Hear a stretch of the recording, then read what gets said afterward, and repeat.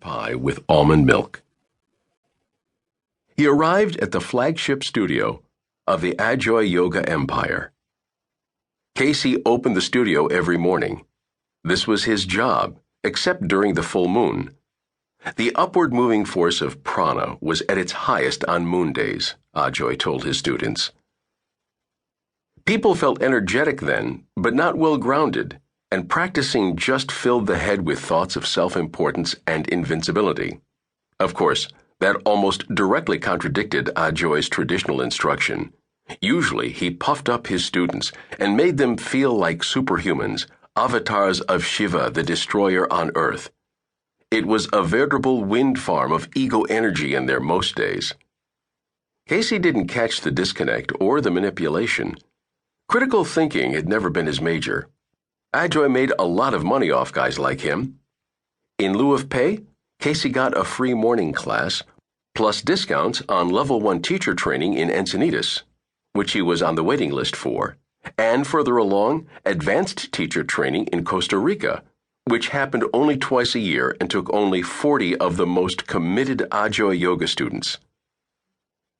It was Casey's fondest dream to unearth the great yoga secrets hidden within the Ajoy pyramid. For now, he had to organize the pamphlets, chill the for sale water, desmudge the mirrors. The card swipe on the studio iPad needed to work. That was a new duty, somewhat hard to complete because Casey didn't have a credit card, and the cash register needed tape. He swept up dust clumps whenever they appeared. Most importantly, Casey was in charge of making sure that the folded towels, which by day absorbed Spartan quantities of sweat, didn't smell like warm llama turds.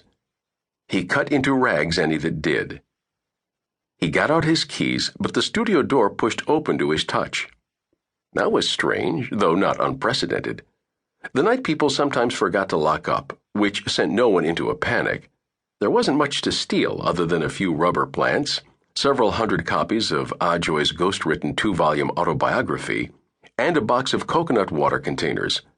So Casey moved on in, removing his flip-flops, eyes darting a little to make sure everything was kosher inside. It wasn't. The fluorescent lighting flickered weirdly overhead, as though the bulbs had deliberately been replaced with defectives, giving the lobby the feeling of an abandoned mental hospital. A recording played in a loop on the sound system.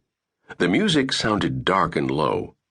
A voice, male and deep, chanted,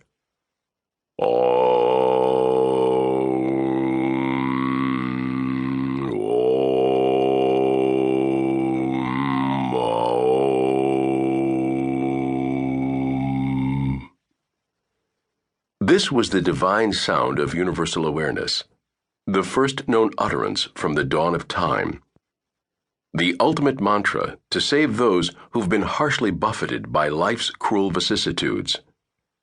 But now it sounded as ominous as a visit from the devil himself.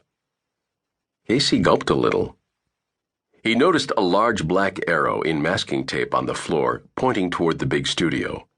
The lights were flickering madly now, almost as if they sensed his presence.